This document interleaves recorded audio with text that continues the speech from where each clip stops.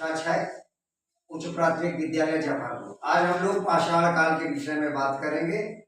मनुष्य पहले गुफाओं में रहता था। गुफाएं कैसी गुफाएं? पहाड़ों की गुफाएं। और उसके औजार किस चीज के थे? पहाड़ों के थे। इसलिए उस समय जो पर्वतों के बीच में गुफाओं में और उसके औजार भी पर्वत के पहाड़ के थे, तो इसलिए उस काल को हम कहते हैं पाषाण। मनुष्य के मस्तिष्क का विकास उतना ज्यादा नहीं हुआ था। उसका शारीरिक ढांचा भी बहुत ही छोटा था। धीरे धीरे करके मनुष्य ने अपनी इस समय जो लंबाई है वह प्राप्त कर सका। पहले मनुष्य सीधे चल भी नहीं पाता था, पहले झुक करके चलता था और पूरे पृथ्वी पर अधिकतम हिस्से में बर्फ से ढका हुआ था।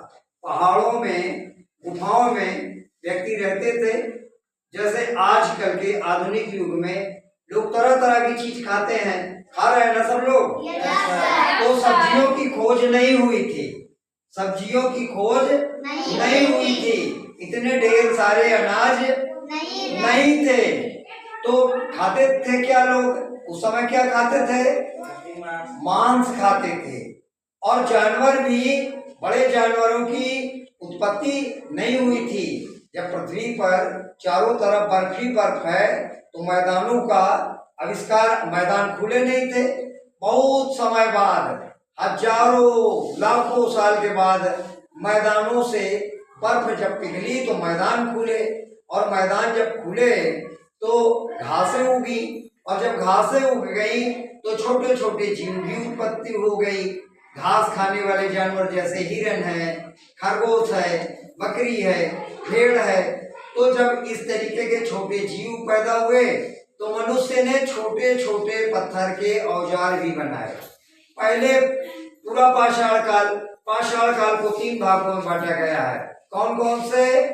3 भागों में। पहला है पूरा पाषाण काल, दूसरा है मध्य पाषाण काल और तीसरा है नव पाषाण। तो पूरा पाषाण काल के जो पत्थर के औजार हैं वह बहुत ही बड़े हैं। उनका नाम है चापर, चापिंग, पेबल। ठीक है। नदियों के प्रवाह से जब पत्थर नुकीले हो जाते थे तो उसको चापर कहा जाता था, और जब पत्थर दोनों तरफ से नुकीले हो जाते थे तो उसको चापिंग कहते थे। और नदियों के किनारे ही मनुष्य की बस्तियां मिली हैं पाषाण काल में। पूरा पाषाण काल खासकर वो